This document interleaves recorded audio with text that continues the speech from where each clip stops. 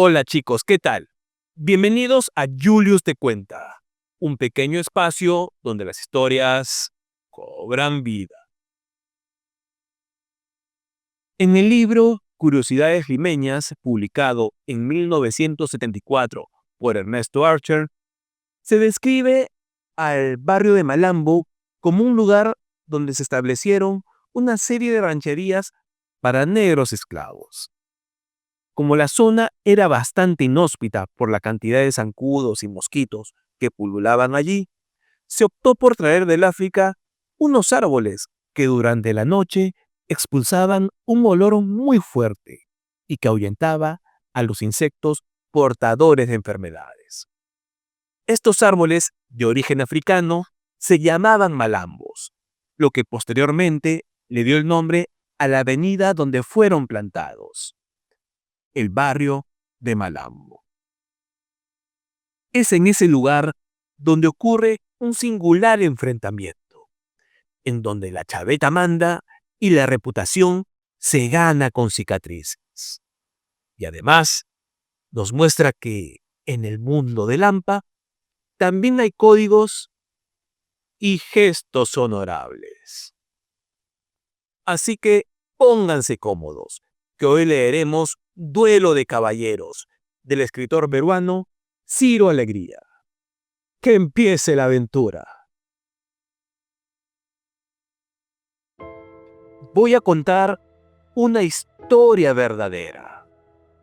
Se trata de un singular duelo de caballeros, cuyo interés principal reside en que los protagonistas fueron dos personajes de Lampa de Lima, exactamente del barrio de Malambo.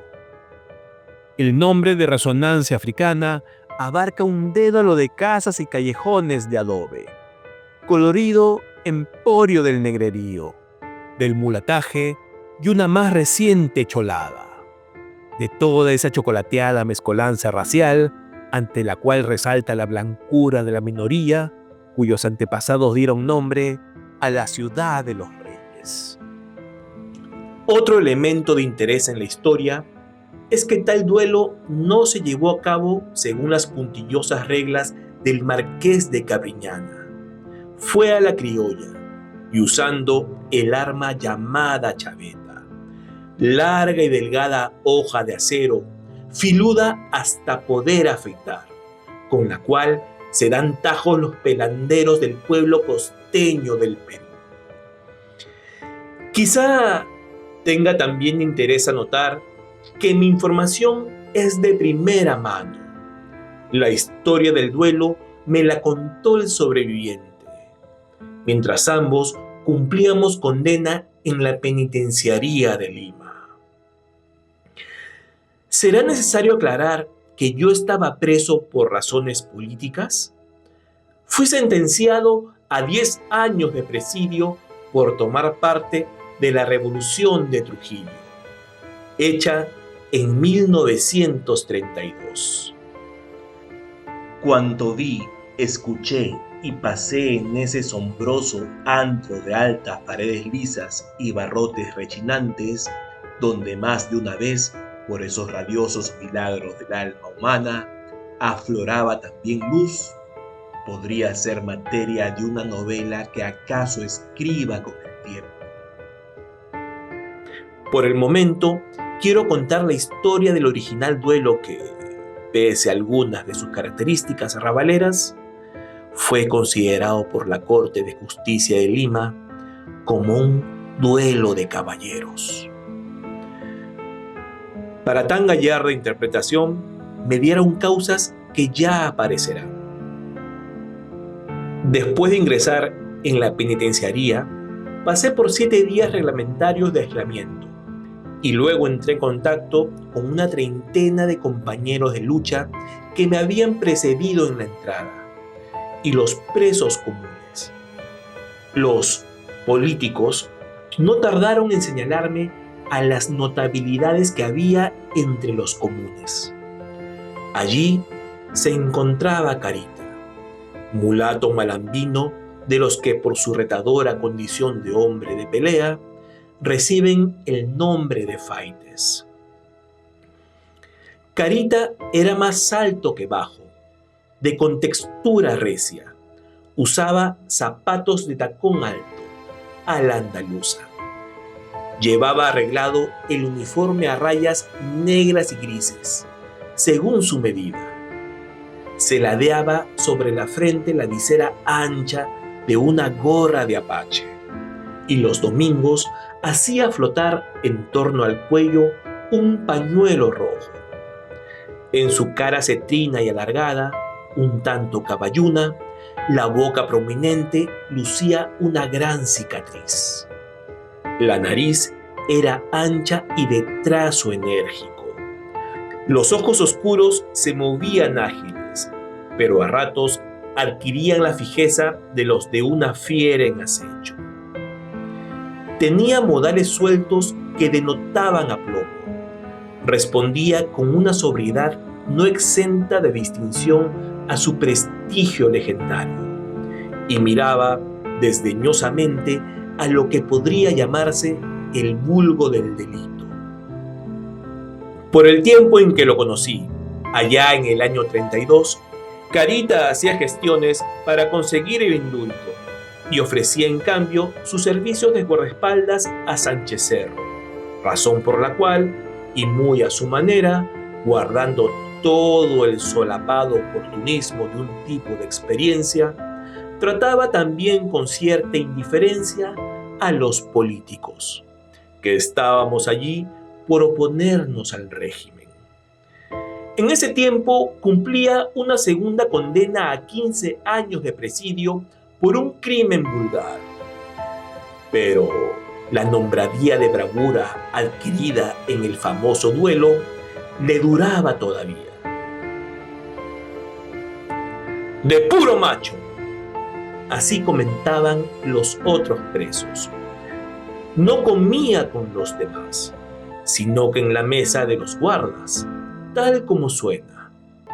Iba a los talleres cuando le venía en gana, y en general tenía hacia el trabajo esa actitud de desdén que es propia de los delincuentes de vuelo y de los aristócratas. De la independencia para acá, estos han ido arriando bandera y se han puesto a laborar. Los delincuentes, aquellos de ley, la levantaban en alto aún, y Carita hacía solo a regañadientes las concesiones demandadas por la necesidad. Formaba de mala gana en las filas de presos, pero su latente indisciplina no llegaba a propasarse. Con los guardias se llevaba dentro de unas maneras en las que había agazapadas amenazas revestidas de dignidad. Ni autoridades ni presos tenían conflictos con él.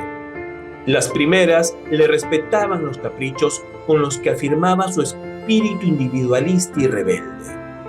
Y los segundos a la vez lo admiraban y le temían, razón por la cual le prodigaban atenciones o lo eludían. Carita era todo un héroe en la prisión. Un día lo encontré en el despacho de recetas del hospital y le dije: mire, Carita, cuando yo era reportero del diario El Norte de Trujillo, tropecé en la cárcel con un negro chavetero y ladrón apodado El Mono. Le hice un reportaje.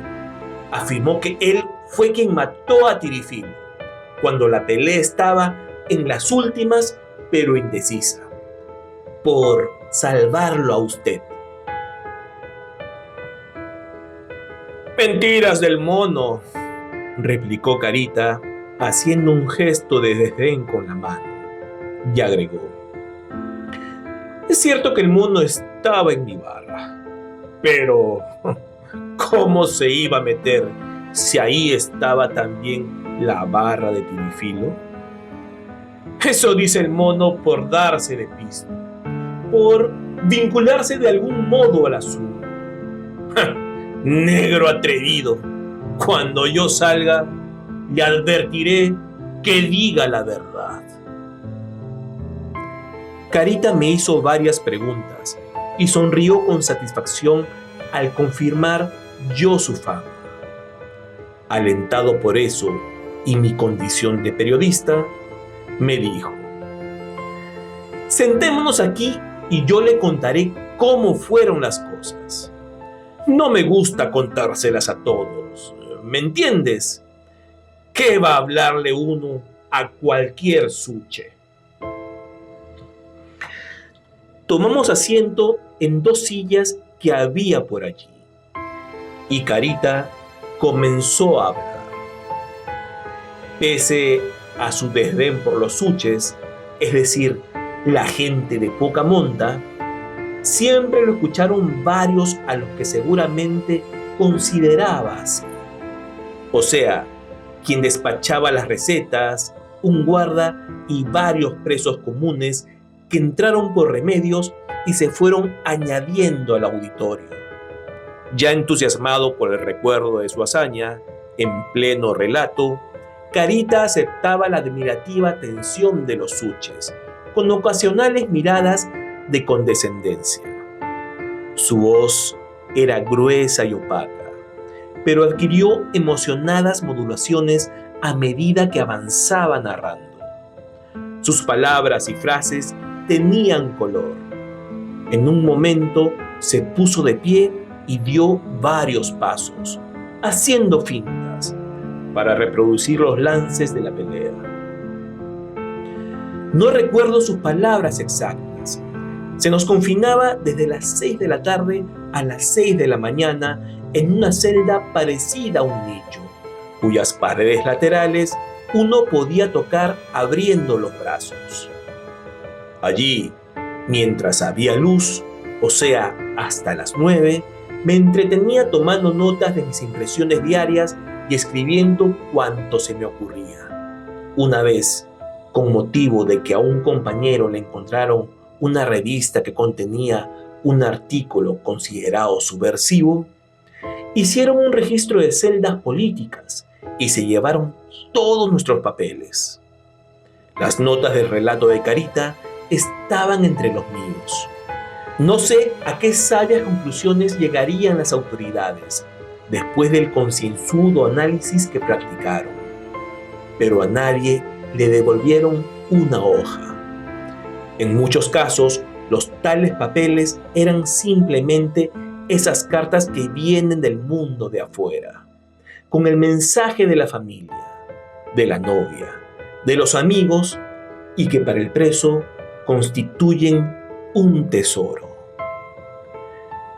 Me procuré un grueso fajo de papel de estraza en la cocina, pero no pude reconstruir cuánto había apuntado, y menos recrear mi incipiente producción literaria. Con todo, a modo de revancha, brocé algunos nuevos versos libertarios que fueron bastante celebrados y, ganando la calle, adquirieron una apreciable popularidad. También compuse cuentos. Mi instinto de novelista me decía que lo memorable se quedaría en la memoria para después.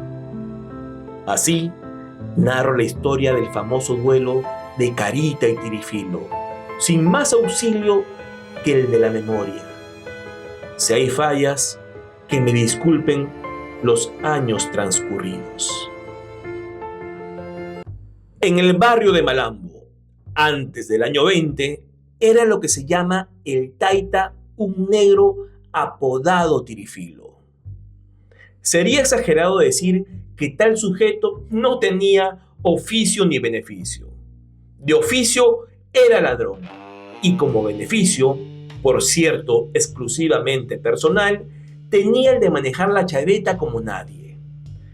Fuera de contar con un corazón bien puesto, lo ayudaban sus condiciones físicas. Tirifilo levantaba una larga estatura, según la fama, de cerca de 2 metros. Esto, más que fama, resultaba leyenda para muchos, pero en todo caso era muy alto y flaco, de una agilidad de puma, a todo lo cual se agregaba que sus brazos extraordinariamente largos, armado de chaveta el uno y el otro sirviéndolo de defensa mediante la manta arrollada, No dejaban pasar los tiros del rival y en cambio lo alcanzaban con una facilidad extrema. Todo ello hizo que Tirifilo fuera el indiscutible mandamás de Lampa Negra y Mulata de Malambo, durante un número de años que ya nadie se encargaba de contar. Los más valientes y diestros chaveteros le huían. Pero el poder es perecedero y la vida huidiza, más si dependen del filo de la chaveta.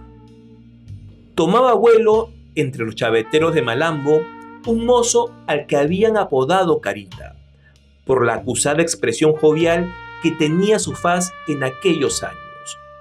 No pasaba mucho más allá de los 21 y ya había puesto fuera de combate con los puños o por medio de la hoja filuda a cuantos se le enfrentaron.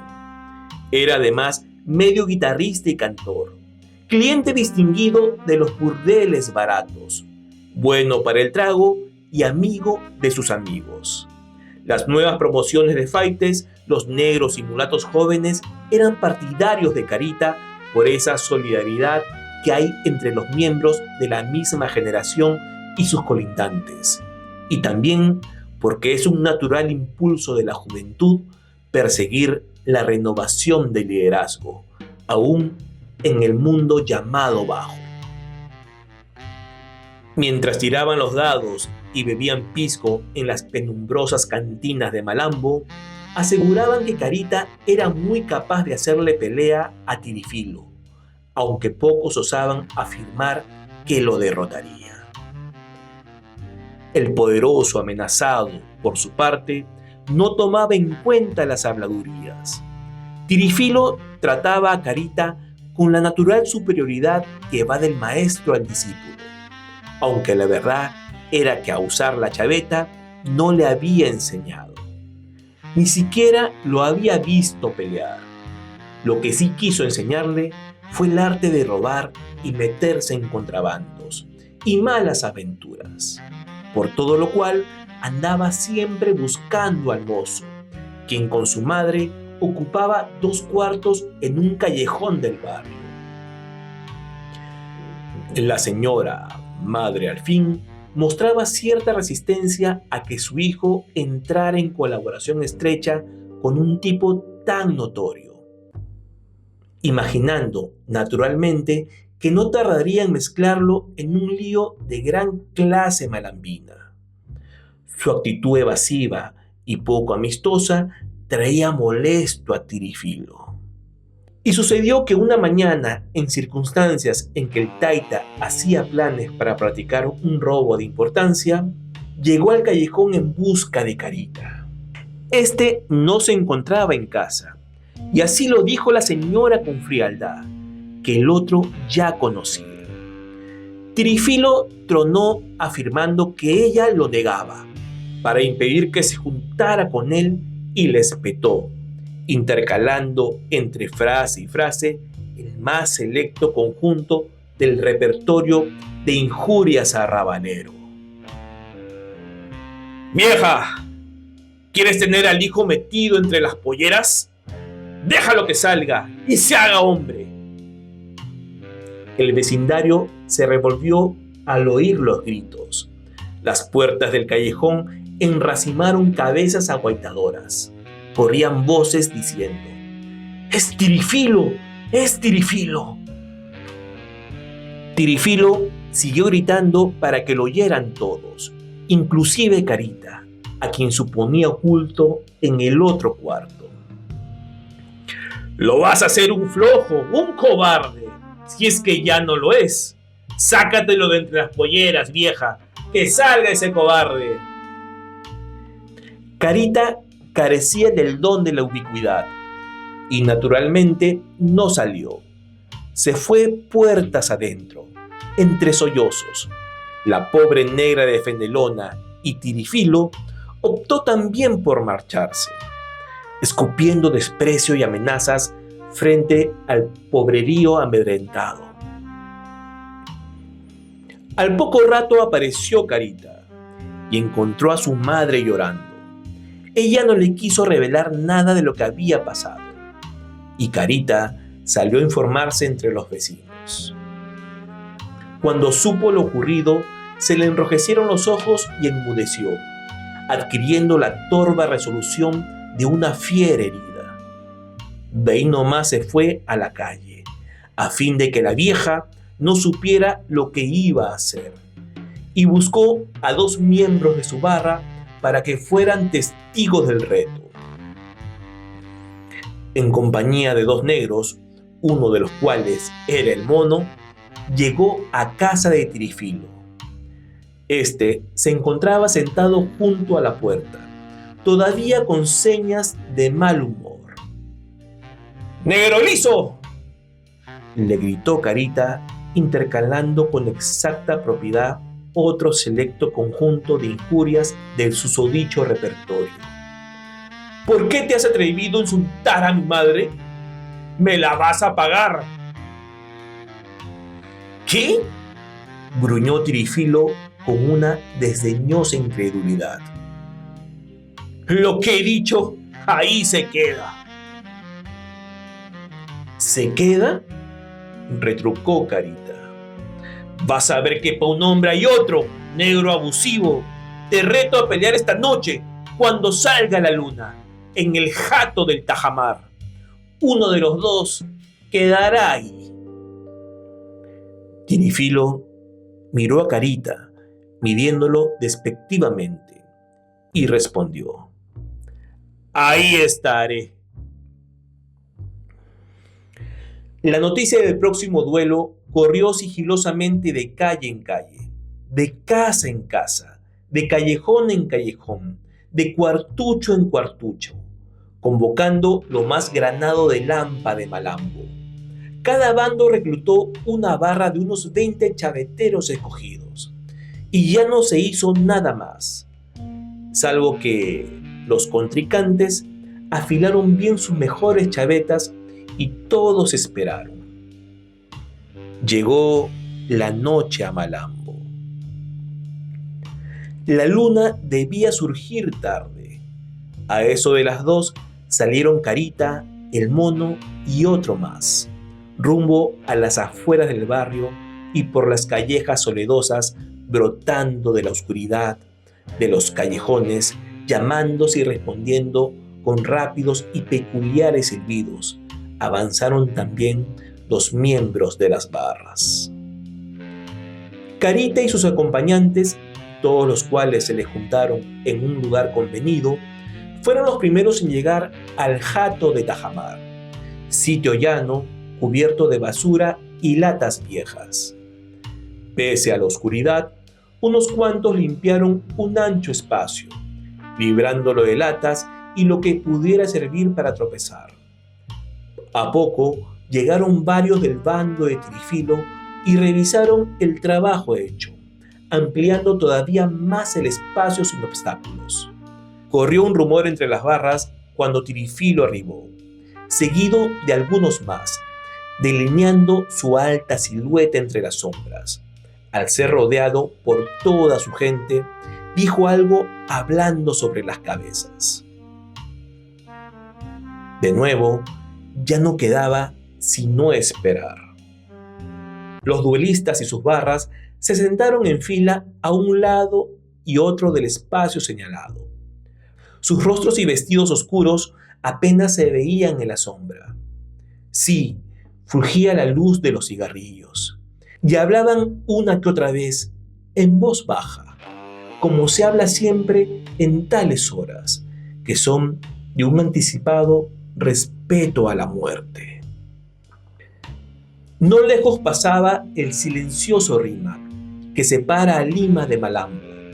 El barrio negro se aplastaba a un lado, chato bajo la noche, entre un débil reflejo de luces rojizas. Al otro lado del río, la ciudad alzaba hacia el cielo un pálido resplandor, pero la sombra del jato del Tajamar envolvía a los duelistas y sus barras, y había que seguir en espera de la luna. La espera se hacía tensa. En el silencio de la noche no se oía ya ni una palabra. Algunos masticaban coca, la hoja india que amansa los nervios. La luz de los cigarrillos continuaba brillando. Cuando el reloj de la catedral marcó las 3:30, comenzó a surgir la luna. Hubo que esperar un rato más hasta que saliera de una espesa mancha de nubes. Carita bebió medio vaso de pisco mezclado con tabaco. Tirifilo hizo otro tanto. Una voz surgió desde la barra de este, diciendo: ¡Vamos! La luz de la luna había llegado al jato del tajamar. Los contendores, seguidos de 2 ayudantes, avanzaron a paso lento, en mangas de camisa, hacia el centro del campo. Se detuvieron a corta distancia uno del otro y lentamente, casi ritualmente, envolvieron una manta en el antebrazo izquierdo. Debía quedar bien ceñida, como una paca de chafar puntazos. Con la diestra empuñaron la chaveta. Las hojas de acero y los ojos buidos refulgieron a la luz de la luna. ¡Ya! ¡Déjenlos solos!, gritó alguien. Los ayudantes se apartaron. Tirifilo y Carita se quedaron solos y frente a frente, como 2 hitos. La muerte parecía estar entre ellos, reclamando otra calavera. Eran muy pocos los que pensaban que no sería la de Carita, pero todos admiraban al mozo por atreverse a hacer lo que nadie. El negro Tirifilo, el as de la chaveta, estaba allí ante un contendor al que aventajaba claramente en estatura y largo de brazos. Además, doblaba en edad al novato, y nadie consideraba la pérdida del vigor sino una mayor experiencia decisiva. A Carita no parecía quedarle otra cosa que morir, salvo que Tirifilo, después de cortarlo a su gusto, por vía de distracción y de ejemplo, le perdonara la vida. En realidad, esto es lo que pensaba hacer Tirifilo. Ya así se lo había confiado a 2 de sus íntimos, como se supo después. A última hora había dudado de que Carita aceptara el perdón, recordando la forma resuelta en que lo retó. El combate, diría. Tirifilo inició la pelea dando un salto hacia atrás y poniéndose en guardia, agazapado para hurtar el vientre a los puntazos, los hombros inclinados hacia adelante, el enorme brazo izquierdo arqueando el antebrazo protector, con la chaveta en la diestra, jugándole a golpe de muñeca. Parecía un gigantesco puma de zarpas prontas. Y más lo pareció cuando, una vez que Carita entró en guardia, se puso a dar agilísimos saltos en redondo, como si quisiera aturdirlo, caerle por sorpresa, burlarse de él o todo junto. Carita, dándole la cara siempre, lo medía y aguardaba sin moverse casi del sitio en que se plantó al comenzar. ¡Entra, hijo de puta!, gritó Tirifilo. Carita continuó en su sitio, sin mostrar intenciones de atacar. Que no era cobarde, lo probaba el hecho mismo de encontrarse allí. Él sabría lo que iba a hacer. Para Tirifilo, entre tanto, la tarea de darle vueltas a saltos había pasado a ser incómoda. No podía estarse así todo el tiempo. Se decidió a atacar dando un formidable salto hacia adelante, como para cortar a Carita en el hombro. Pero este se hizo a un lado a su vez, con otro salto muy liviano, y dejó pasar al gigantesco puma limpiamente. ¡Así! ¡Así!, gritaron en la barra del mozo. Tirifilo se volvió con rapidez y repitió el ataque, esta vez al rostro, y Carita lo eludió con un salto hacia atrás, perdiéndose el chavetazo en el aire. Tirifilo repitió su reto. ¡Entra, carajo! Carita no atacó. Estaba visto que se guardaba. El maestro de siempre comenzó a sospechar que tenía un rival de vuelo. Volvió a la carga una y otra vez fue eludido. Si bien Tirifilo aventajaba a Carita en estatura, no le llevaba nada en astucia. El muchacho había resuelto pelearle de lejos. Tirifilo alcanzó luego a clavarle varios puntazos en la manta arrollada. Mientras más se esforzaba, menos parecía lograrlo. Carita comenzó a tantearlo. Confiado en el largo de sus brazos, Tirifilo se descuidaba un tanto después de saltar hacia adelante. En una de esas, Carita contraatacó, logrando cortarle el brazo izquierdo, cerca del hombro. La primera sangre de Tirifilo, comenzó a chorrear. Algunas gotas brillaron en el suelo. Las barras, cada una por razón contraria, miraban la sangre con sorpresa. Tirifilo se enfureció, lanzando más injurias que ataques. Carita se le escapaba con una agilidad felina. Luego, Tirifilo cayó. Los contrincantes comenzaron a jadear. El resuello de Tirifilo era violento. Producía un ruido ronco y agudo. Por poco rugía. Carita logró darle otro tajo en el antebrazo derecho, devolviéndole un chavetazo que falló. Las barras aullaron. Solo la luna lucía impasible.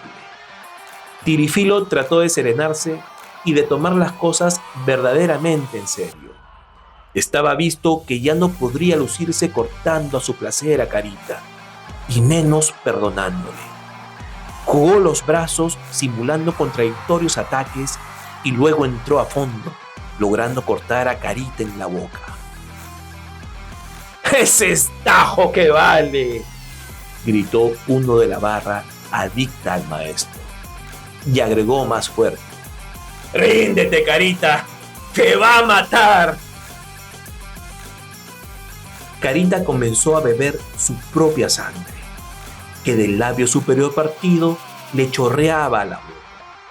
El sabor de su sangre lo enfureció más, aturdiéndolo un poco, circunstancia que aprovechó Tirifilo para lanzarle nuevos chavetazos que lo hirieron en el hombro.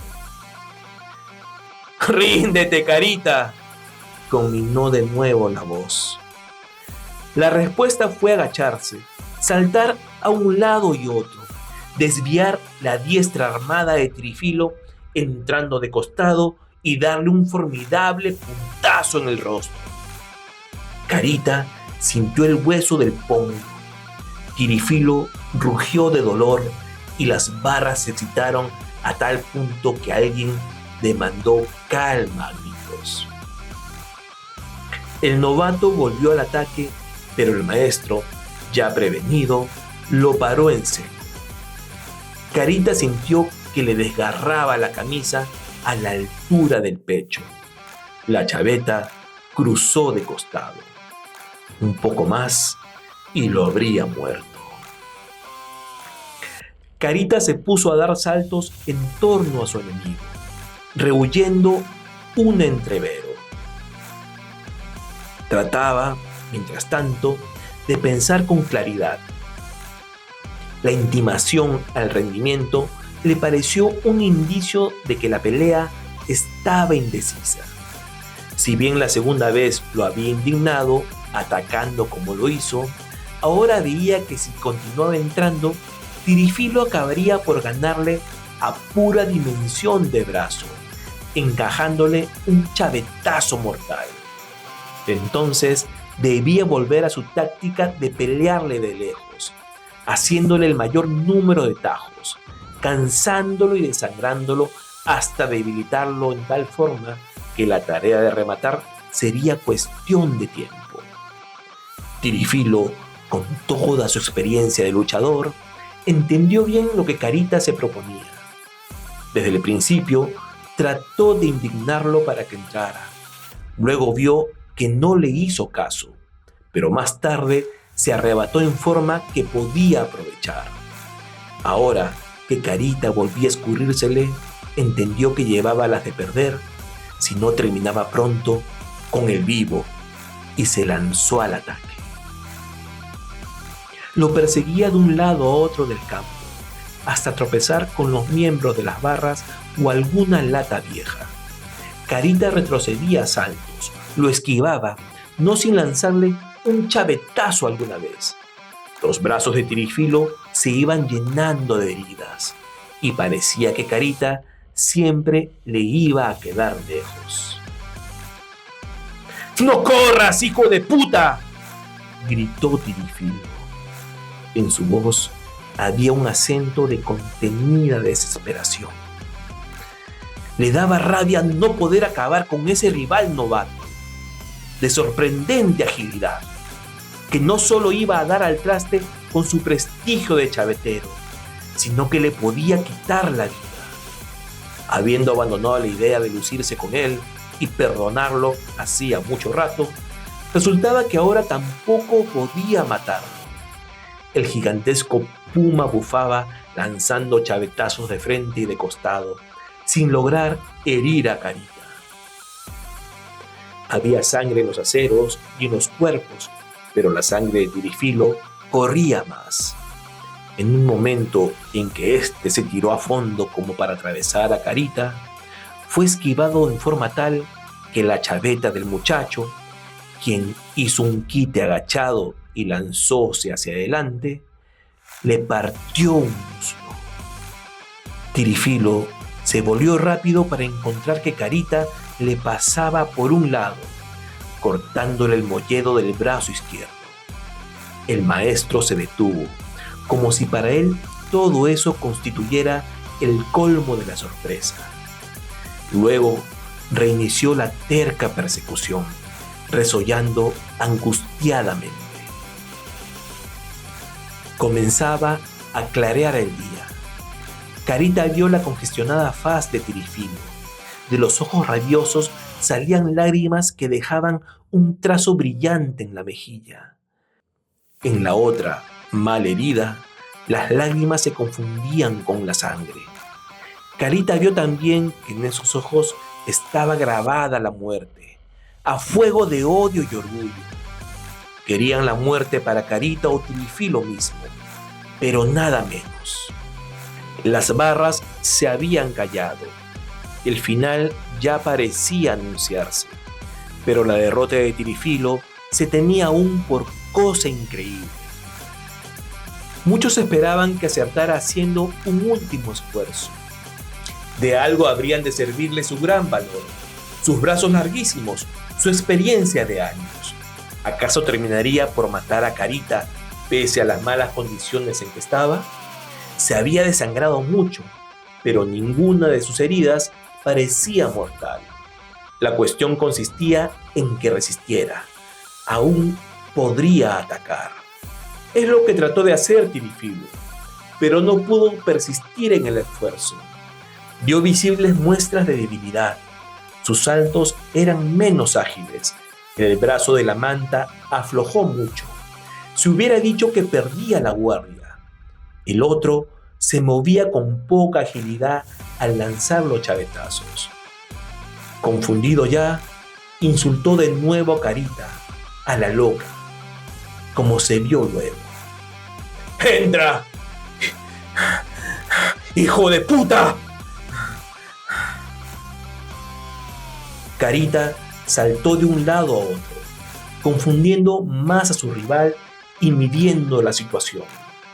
De repente, entró a fondo. Con el antebrazo enmantado, hizo a un lado el arma de Tirifilo y como la defensa de este era floja, le clavó la chaveta en el pecho, empujándola con la palma de la mano ahuecada y sacándola luego inmediatamente, de modo que todo aquello pareció suerte de torería. Tirifilo se derrumbó largo a largo y murió dando un rápido estertor.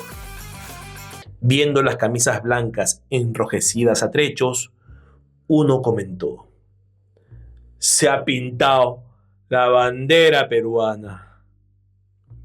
Carita se marchó hacia Malambo, solo, la manta ensangrentada en una mano, la chaveta en la otra. Llegando al poblado, echó a andar por media calle, el paso vacilante, por poco sin fuerzas. Cuando pasaba frente a la casa de Tirifilo, encontró a la mujer de este, esperando a su marido en la puerta. Le dijo entonces: «Anda, recoge a tu negro, que no se levantará más». Calle adelante tropezó con dos policías.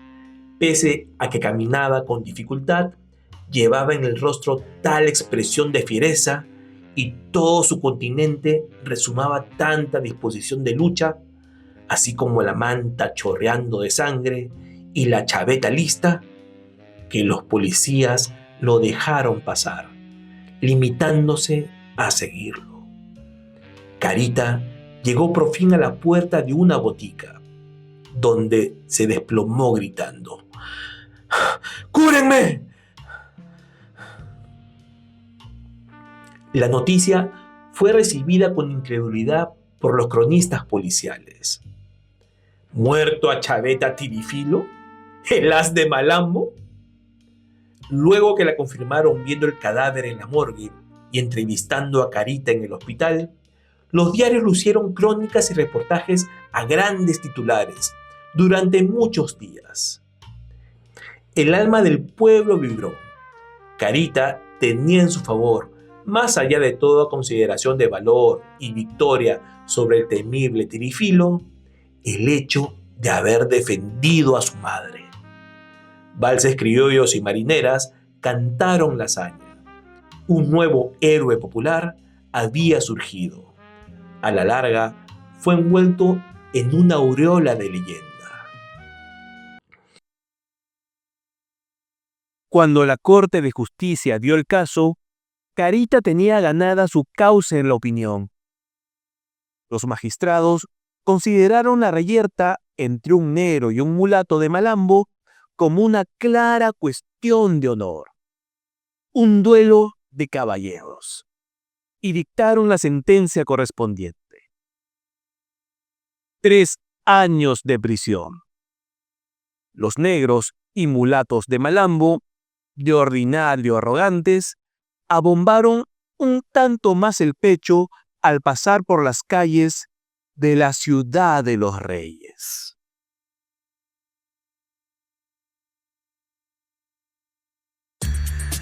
Duelo de Caballeros es una joya literaria, donde la violencia se describe con una elegancia brutal.